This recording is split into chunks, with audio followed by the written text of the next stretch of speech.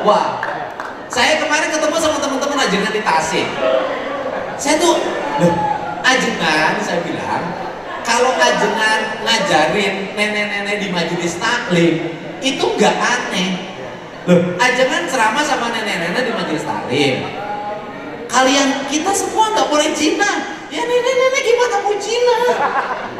Nggak boleh mabok, gimana dia mabok?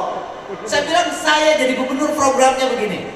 Ada anak geng motor, tiap hari balap-balapan, ganggu orang, bawa celurit, ketemu oleh ustadz, dididik jadi sadar, indeks saya kasih berapa harga sel saya bayar. Itu efektif. Ya kan, bener nggak? Ya kan? Jadi para ustadz, para pendeta, para bitso dipimpin oleh saya, itu nanti akan saya program penyadaran manusia. Orang kalau ceramah di masjid, yang dengernya tukang ke masjid. Seburuk-buruknya orang tukang ke masjid. Orang kasih khotbah di gereja, seburuk-buruknya orang tukang di gereja. Tapi bikin sadar anak-anak yang tiap hari nongkrong di pinggir jalan, berkelahi, minum, dibawa, dipeluk, dimandiin, diarahkan sampai sadar negara bersedia memberikan uang pembiayaan. Selesai. Bener gak? Iya dong.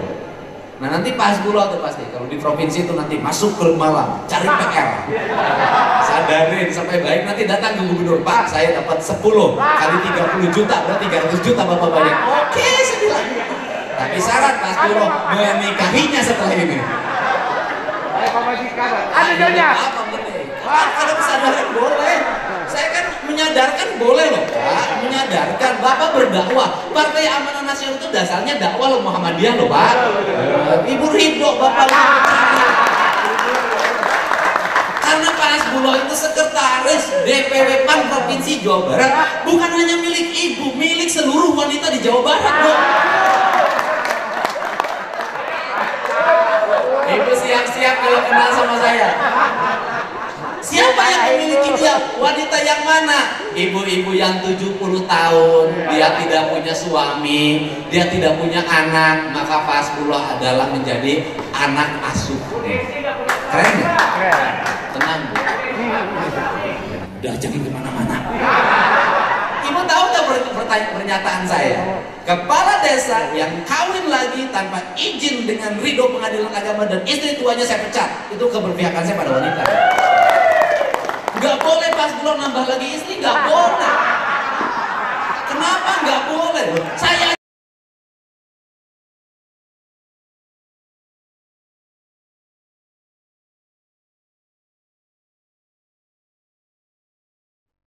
Assalamualaikum warahmatullahi wabarakatuh.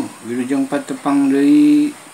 Salam sejahtera, semoga sehat walafiat bersama Lamunan Hatta Islami Channel. Mudah-mudahan kita semua yang saat ini masih bersama dan setia selalu dalam lindungan Allah Subhanahu wa taala. Amin ya rabbal alamin.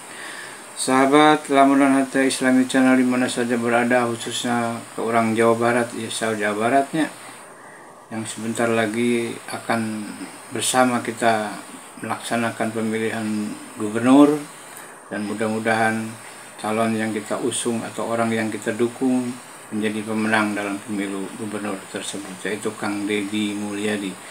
Iya sahabat, pada kesempatan ini saya akan mereaksi sebuah video ya, Kang Deddy menyampaikan narasi dan visi dan misinya, juga menyampaikan secara gamblang dan jelas ya kepada hadirin yang datang atau hadirin yang hadir ya pada acara pertemuan dengan pengurus PAN Jawa Barat ya di Sekretariat PAN Jawa Barat ya. Untuk itu hal ini perlu sangat kita ketahui dan kita ikuti apa yang menjadi visi dan misi Kang Deddy Mulyadi, baik dalam penataan kota, penataan wilayah, atau pembangunan infrastruktur ya, atau juga pertanian. Bagaimana ini perlu kita cermati dan kita kaji ya. Kenapa? Sebab jangan sampai kita salah memilih pemimpin nantinya ya, pemimpin yang hanya mau duduk manis ya, termangu-mangu di kursi kerajaan Gusti kelungguhan, kita pilih. Tapi pilihlah pemimpin yang mau dan ingin tahu nasib warganya, dan ingin tahu pembangunan di wilayah kerjanya, dan ingin mengetahui kondisi pertanian di wilayah kerjanya, dan pertanian apa yang paling baik, dan bagaimana cara mengembangkannya, dan apa saja yang harus dikembangkan. Nah, itulah saudara-saudara, sahabat, dulur wargi sadaya, orang Jawa Barat, se-Jawa Barat, Bekasi, ya, Depok, ya, kemudian juga Cianjur, Ciawi, ya, Bandung, Sukabumi, semuanya aja dah, ya, orang Ciamis, Garut, Tasikmalaya, sadaya nawelahnya anu pada linggih di Jawa Barat. Mudah-mudahan Kang Deddy Mulyadi diparengkeun nya jadi gubernur Jawa Barat, sing bisa ngarojong urang sadayana, sing bisa ningkatkeun pembangunan di wilayah Jawa Barat an omatnya, jangan sampai jadi permusuhan. Baik sahabat wargi sadaya, yuk kita dengarkan apa yang menjadi visi dan misi yang disampaikan oleh Kang Deddy di dalam forum pertemuan dengan pengurus PAN Jawa Barat. Baik sahabat, kita ikuti saja penatarannya atau penataannya, ya, mudah-mudahan bermanfaat. Sampai jumpa di kesempatan yang lain. Selamat menyaksikan, semoga bermanfaat.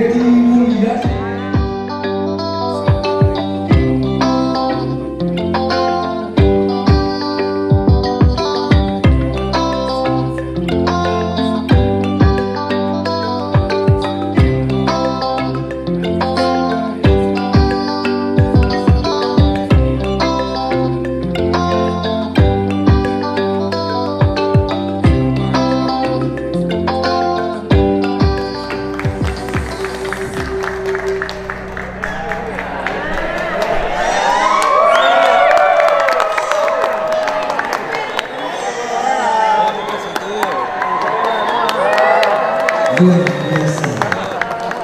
Sudah dari PMP sebagai ungkapan selamat datang kepada calon gubernur Jawa Barat.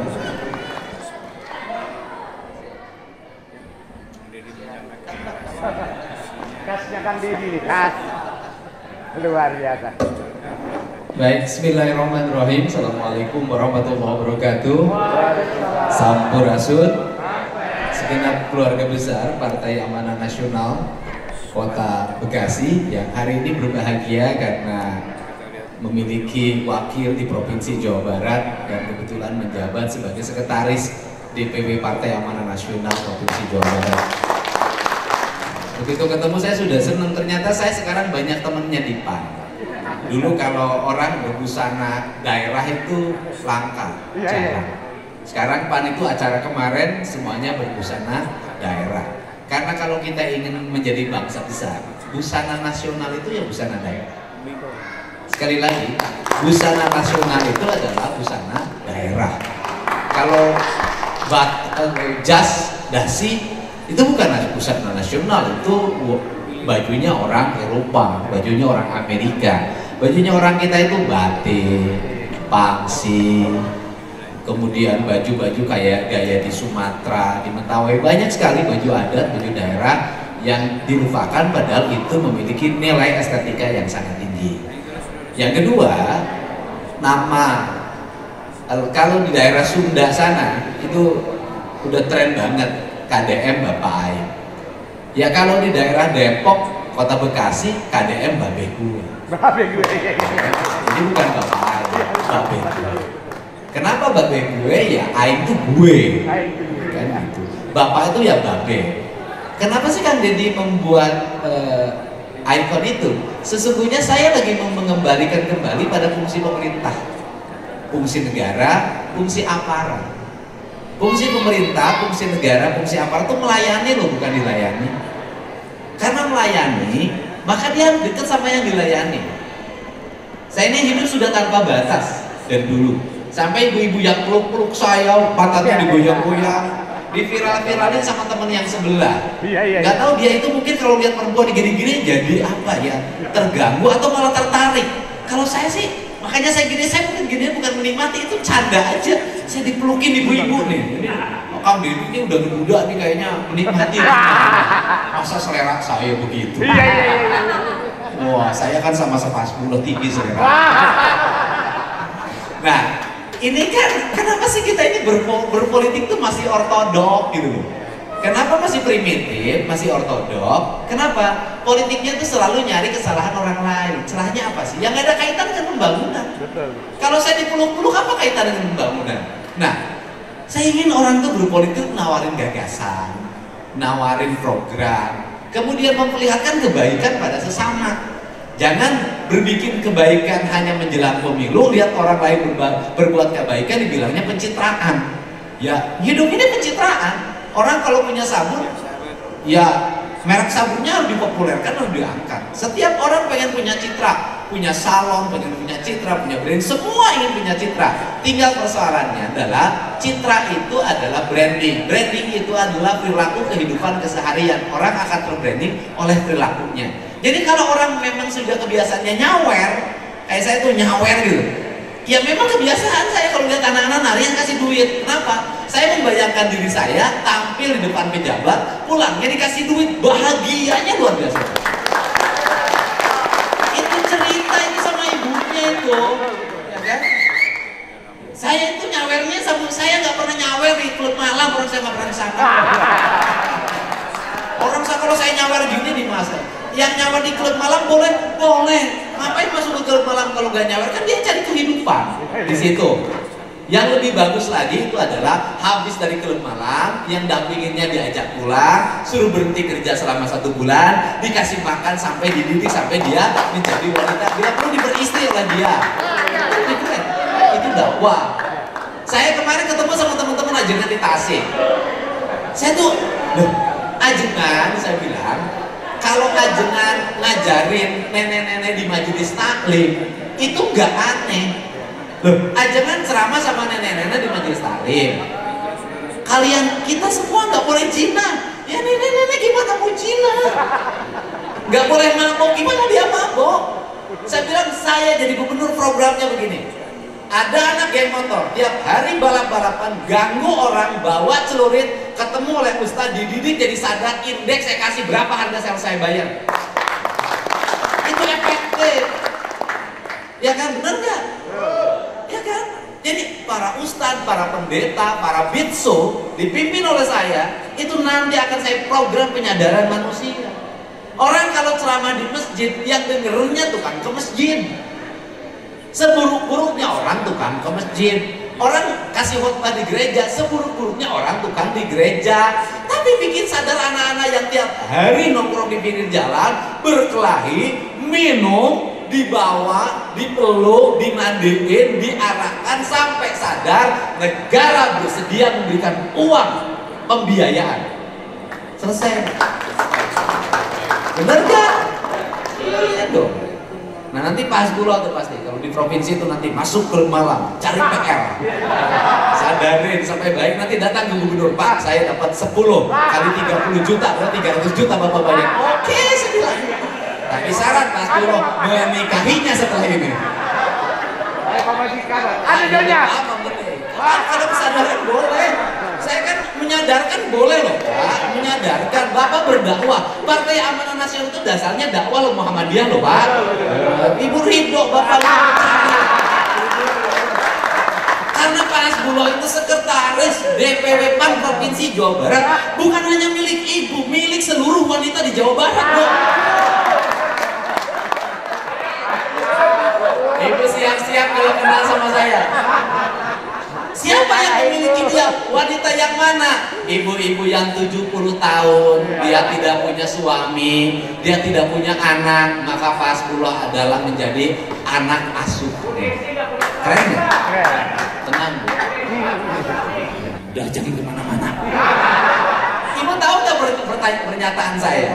Kepala desa yang kawin lagi tanpa izin dengan ridho pengadilan agama dan istri tuanya saya pecat. Itu keberpihakan saya pada wanita. Nggak boleh pas belum nambah lagi istri, nggak boleh. Kenapa nggak boleh? Saya aja gubernurnya belum punya, saya nambah. Nggak sopan gitu namanya. Setuju nggak Bu? Well Bu. Semangat lagi sih Ibu. Saya nanti nyuruh anggota dewan ke film malam itu menyadarkan mereka untuk berhenti dari kegiatan yang merusak masa depan dirinya dan anak-anaknya. Pas dulu nanti ada aspirasinya diarahkan untuk perbaikan mentalitas budi pekerti mereka yang bekerja tidak halal. Bagus nggak Bu? Bagus nggak Bu? Tapi mereka yang kerja malam itu saya pengalaman Bu, saya itu tukang ngurus. Udah berbulan-bulan dia ngomong gini, Pak, ya udah saya udah tenang hidupnya, saya udah punya kerjaan. Tapi kan batin saya harus ada yang ngurus. Sampai melirik begitu loh. Iya boleh, tapi jangan sama saya.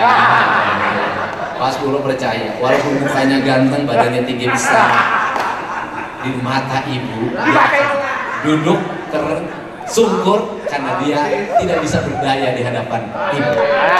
Dia cerita sama saya ini bisa begini karena peran istri saya di rumah.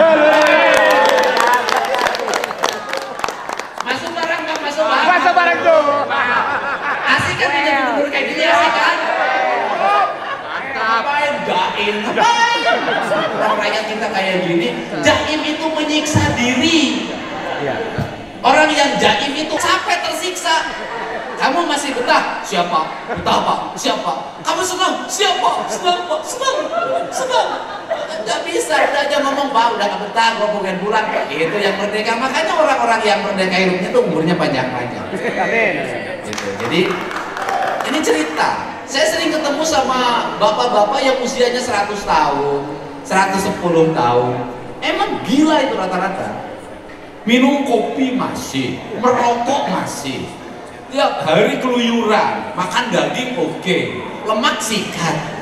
Saya bilang, umurnya 110 tahun, 100 tahun, gimana rumusnya? Kakek mah waktu muda, katanya kawinnya 27 kali.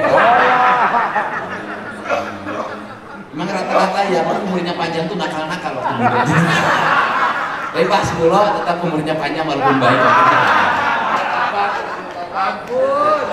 Oke. Lalu kalau ditanyakan, jadi mau ngapain sih mimpin? Saya ini ingin menyelesaikan problem warga. Apa problem warga di kota sampah? Bagaimana solusinya? Saya sudah punya rencana kerja yang jelas. Saya mau bangun pembangkit listrik di 5 wilayah yang bersumberkan dari sampah. Saya udah ngomong benar. Purwakarta itu sebentar lagi ada pabrik pengelolaan sampah menjadi listrik. Dia butuh sampah sudah dihitung kemarin dengan saya, itu Subang, Kerawang, Purwakarta, sebagian Bekasi. Karena dia butuh besar, padahal butuhnya besar.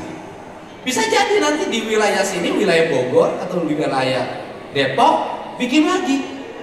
Di seluruh Jawa Barat nggak boleh lagi nanti ada sampah berserakan. Seluruh sampahnya nanti harus dirubah menjadi energi listrik. Nanti tinggal pas pulang nggak usah jauh-jauh pergi ke Singapura tuh lihat. Nggak usah deket jauh-jauh. Atau yang teknologi yang terbaru di Cina, ya sudah tinggal mereka kita belajar dari mereka, pindahin ke sini, kita kontrak kerja, kita bangun.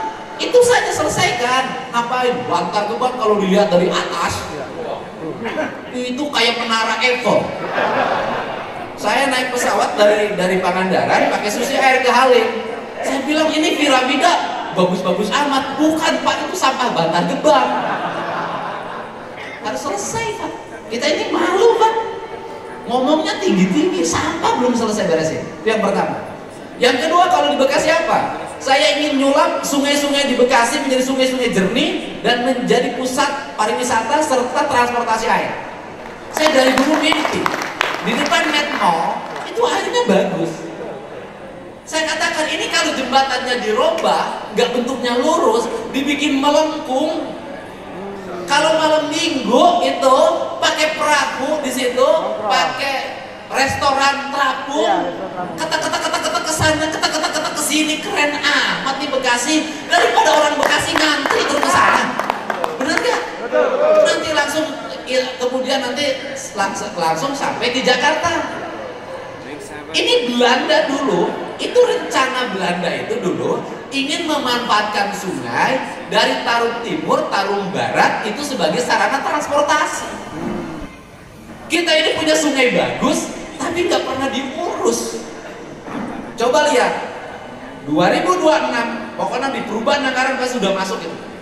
Pokoknya Bekasi itu nanti ada perahu di depan metro, jalan anak-anak, pinggirnya dikasih taman yang bagus, lampu yang indah, sungainya dirapikan, dibersihkan, keren. Pikniknya nggak usah jauh-jauh, di sini aja, betul nggak? Udah keotakan saya mau wajah boleh kampung, otak Jakarta bro. Saya ingin nyelesain problem ibu-ibu dalam setiap penerimaan siswa baru. Kok nggak selesai-selesai, PPDB aja terus.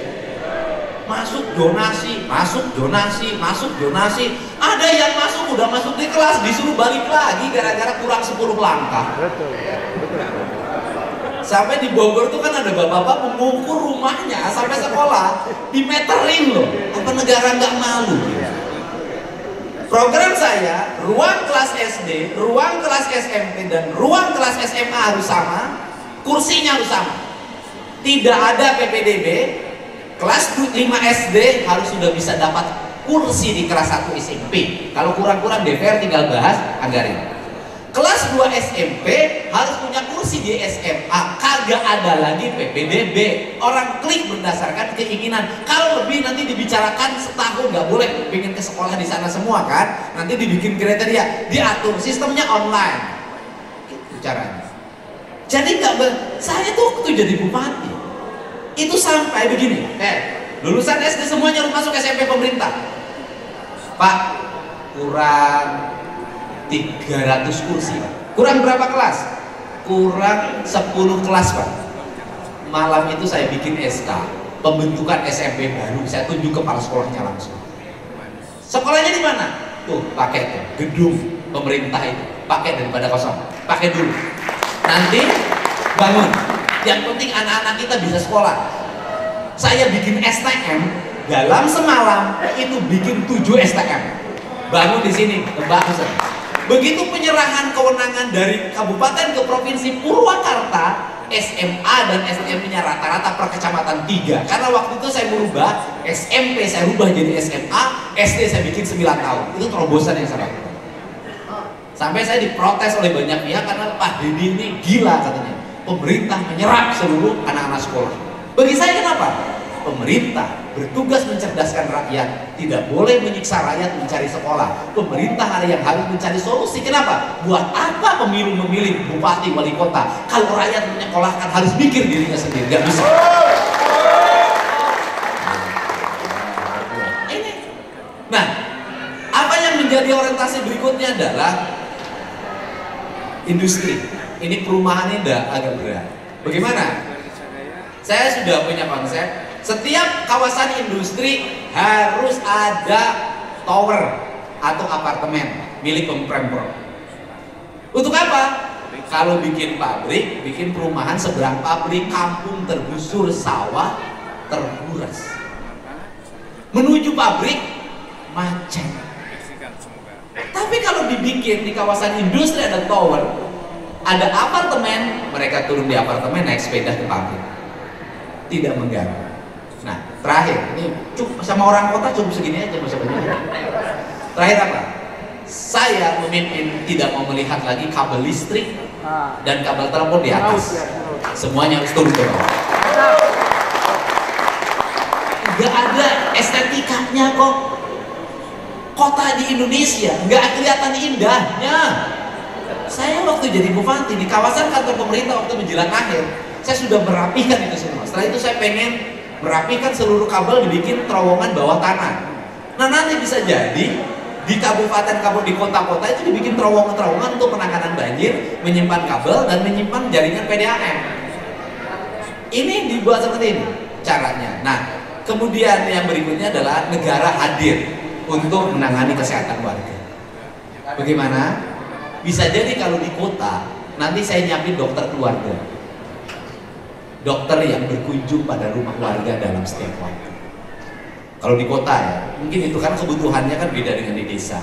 Saya nyiapin dokter keluarga dan rencana saya itu adalah Pak Hasbullah bisa lihat kalau ke Hasan Sadikin itu orang puluhan ribu kayak nonton Persib. Saya ingin di setiap kota ada rumah sakit daerah dan Pemprov tuh nggak usah lagi bangun rumah sakit baru, cukup bikin ruang pelayanan di setiap rumah sakit daerah. dan dokter-dokter yang baik, yang melayani warga dengan baik di setiap daerah. Di kota Bekasi misalnya, dokter umumnya nanti disekolahkan dokter spesialis oleh pemerintah provinsi, dan mereka harus tetap melayani di daerah itu, sehingga nanti banyak orang-orang yang biasa nanya bisa spesialis. Kenapa hari ini? Hari ini kalau pemerintah tidak intervensi, banyak anak-anak orang miskin, pinter, belum tentu bisa di kedokteran. Karena apa? Biayanya mahal. Ini frame kebijakan-kebijakan arah yang ingin saya lakukan di Provinsi Jawa Barat itu, sehingga saya ingin mimpi saya ke depan 3 tahun ke depan, gak usah 5 tahun, orang Bekasi merasa orang Jawa Barat, tidak merasa orang Jakarta. Sekali lagi, orang Bekasi merasa sebagai orang Jawa Barat, tidak merasa sebagai orang Jakarta. Nanti di perbatasan provinsi saya bangun gapura-gapura yang berteknologi. Bagaimana berteknologi? Kalau ada kejahatan, itu nanti ada sistem pengamanan yang kalau dipijit knopnya, pagarnya keluar ke atas, mobil nggak bisa lewat. Saya ingin meniru, dan itu di Mabes Polri sudah ada itu contohnya. Saya ingin Jawa Barat itu seperti itu, sehingga orang bangga. Gue orang Jawa Barat, DM gubernur gue. Betul nggak? Nah, bagaimana menyiapkan anak-anak masa depan? Ini penting, Bu. Hari ini kita ini lalai semuanya. Balita dikasih HP biar ibunya anteng, ya kan? Akhirnya anak-anaknya budi pekertinya tidak terbentuk, tidak punya kepekaan. Kadang-kala kalau dipanggil dia nggak noleh. Saya nanti bikin program sekolah itu berbasis lingkungan. Jadi berbasis lingkungan bagaimana? Sekolah itu kalau berbasis industri, maka setiap hari matematikanya mengerjakan pekerjaan produk bawahan industri. Kalau berbasis pertanian, setiap hari mereka mengerjakan produk berbasis pertanian. Kalau berbasis kelautan, dia mengerjakan berbasis kelautan. Jadi nanti anak-anak SD di Jawa Barat, itu bisa jadi anak-anak SD itu ngerti bagaimana bikin paku, bagaimana bikin jarum, bagaimana bikin benang, bagaimana bikin sulaman untuk perempuan, bagaimana membuat lukisan, bagaimana bikin pupuk dari kompos, bagaimana bikin pupuk dari kotoran sapi, kotoran domba, bagaimana di sekolah-sekolah mengembangkan tanaman obat, bagaimana di rumah-rumah mengembangkan tanaman obat. Karena apa? Ancaman terhadap kesehatan dan umur makin pendek warga kota makin di sini makin menggila. Caranya adalah negara harus mulai merubah perilaku hidup masyarakat. Dan saya barusan habis ngobrol dengan Bu Siti Fadila Sufari. Saya bilang, Bu, kita ini, negara ini banyak orang pinter loh. Bisa ngobatin patah tulang tradisional, bisa ngobatin stroke, bisa ngobatin kanker, bisa ngobatin hepatitis. Tapi mereka nggak pernah dihargai oleh negara. Saya rencana mereka akan diakreditasi, saya akan kasih bantuan pada mereka, saya akan tata lingkungannya, dan ke depan saya ingin berupaya seperti di Cina, ahli pengobatan tradisional melayani di rumah sakit negara. Jadi ketika orang patah tulangnya kecelakaan lalu lintas, masuk rumah sakit, nanti dokternya nawarin, ini mau bedah ortopedi atau mau pakai ahli pengobatan orang Ciberes atau Cimande, ini ruangannya. Bener nggak? Ingat loh, di Cina sistem pengobatan barat dan timur istilahnya, pengobatan tradisional dan akademik digabungkan menjadi rumah sakit. 60% pasiennya adalah orang Indonesia, 60% pasiennya orang Indonesia. Di Indonesia yang ahli itu banyak, yang hebat itu banyak, tapi negara selalu mengabaikan dan mereka selalu terpinggirkan, padahal mereka sudah terbukti banyak menyembuhkan. Nah, di kita terbalik, harusnya bedah itu yang terakhir. Indonesia terbalik, kalau sudah gagal di rumah sakit, nggak sembuh-sembuh, nyari alternatif. Salah, harusnya alternatif itu yang pertama. Kalau emergensi pengobatan medik. Di kita mah terbalik, udah gagal di medik, lari ke alternatif yang mati. Yang kebagian matinya yang alternatif. Ini kan udah dioperasi di mana-mana baru dibawa. Nah ini ke depan harus begini, bangsa ini harus menjadi bangsa maju. Jawa Barat ini provinsi dengan penduduk hampir 40 juta, kekayaan alamnya luar biasa, lingkungnya luar biasa, keanekaragaman kebudayaannya luar biasa. Di kota Bekasi itu orang Bataknya banyak, orang Sumatera Baratnya banyak, orang Jawanya banyak, orang Sundanya banyak, orang Betawinya banyak. Aneka kultur ini harus tumbuh di bawah seorang pemimpin yang ngerti kultur, ngerti kebudayaan. Kita akan menjadi bangsa yang hebat, daerah yang kuat. Dan Bekasi ini kan membangunnya kebanyakan dilakukan oleh investor. Ya kan perumahan ini kan itu terkenal. Nah, ke depan saya ingin Bekasi tumbuh menjadi kota yang kuat, kota metropolit Jawa Barat berbatasan dengan DKI, dan saya ingin ke depan kota Bekasi, Jawa Baratnya nampak, Bekasinya nampak, karena Bekasi adalah Jawa Barat. Itu saja yang dapat saya sampaikan. Kita punya anggota DPR yang mungkin ke depan akan jadi mitra saya. Cara mikirnya akan cepat, cara bicaranya juga cepat, cara bertindaknya cepat. Saya orangnya begini, ini orangnya begini, mohon maaf ya, mohon maaf, dan mohon maaf Bu, memang saya gayanya canda. Jadi kalau saya ketemu istri anggota DPR, siapkan mental dengan baik. Ketemu istri pejabat, siapkan mental dengan baik, pasti saya roasting. Karena apa? Karena kalau istri pejabat harus punya ketahanan mental. Kenapa? Karena pejabat itu banyak gosipnya, banyak fitnahnya, banyak bulinya, banyak nyinyirnya. Yang dibicarakan itu semuanya bohong. Karena suami ibu yang asli adalah yang telanjang di depan ibu sendiri. Betul nggak? Nah, sama nyinyir-nyinyir istri pejabat nggak boleh terpengaruh. Kenapa? Karena seimbang dengan rezeki yang didapat. Betul. Kalau nggak mau dinyinyirin, jangan pilih jadi istri pejabat. Jadi istri yang setruk suaminya. Kalau suaminya setruk, nggak akan ada gosip, nggak akan ada bully, karena semua orang kasihan. Tapi kalau suaminya ganteng, berpengaruh, punya jabatan, pasti banyak yang menggosipkan. Berbahagialah ibu punya suami yang digosipin setiap waktu, tapi kesetiaannya sepanjang zaman. Oke? Well? Oke, Pannya? Well? Bekasi? Well? Jawa Barat? Nah, jadi Jawa Barat itu apa? Bahasanya sederhana kalau saya. Jawa Barat itu nanti jalannya mulus, sekolahnya aralus, gitu kan? Jalannya mulus, sekolahnya bagus, rakyatnya terurus. Udah segitu aja. Jalannya mulus, sekolahnya bagus, rakyatnya terurus. Istrinya juga di rumah mulus. Dan pasti saya ingetin suaminya, jangan lupa istrimu tiap minggu harus glowing, suruh ke salon, suruh pakai skincare yang terbaik, ya kan? Daripada kamu cari yang lain, lebih baik istrimu diistimewakan. Aku bangga punya sahabat yang bersama istrimu. Oke ya, mantap bang, mantap bang. Oke, terima kasih ya. Semangat semuanya, insya Allah, ya kan? Ini daerah prioritas yang akan saya garap penuh, ya kan? Akan saya garap penuh karena di wilayah Pantura, Priangan Timur, Priangan itu sudah dianggap wilayahnya Deddy Mulyadi. Gitu loh. Nah, daerah ini dianggap belum, padahal orang nggak tahu. Orang Bekasi, orang Bogor tiap hari nonton YouTube. Iya. Saya pada tahu. Ya kan? Kang Dede. Enaknya jadi duda tuh begini. Bisa dipeluk siapa saja dalam setiap waktu. Cuman saya yang memeluk saya rata-rata usianya 60 tahun ke atas. Jadi kadang-kadang. Oh iya, memeluk saya. Oke, terima kasih ya. Mohon dukungannya. Kita sama-sama berjuang demi istimewanya Provinsi Jawa Barat. Atur nuhun. Assalamualaikum warahmatullahi wabarakatuh. Bekasi, well.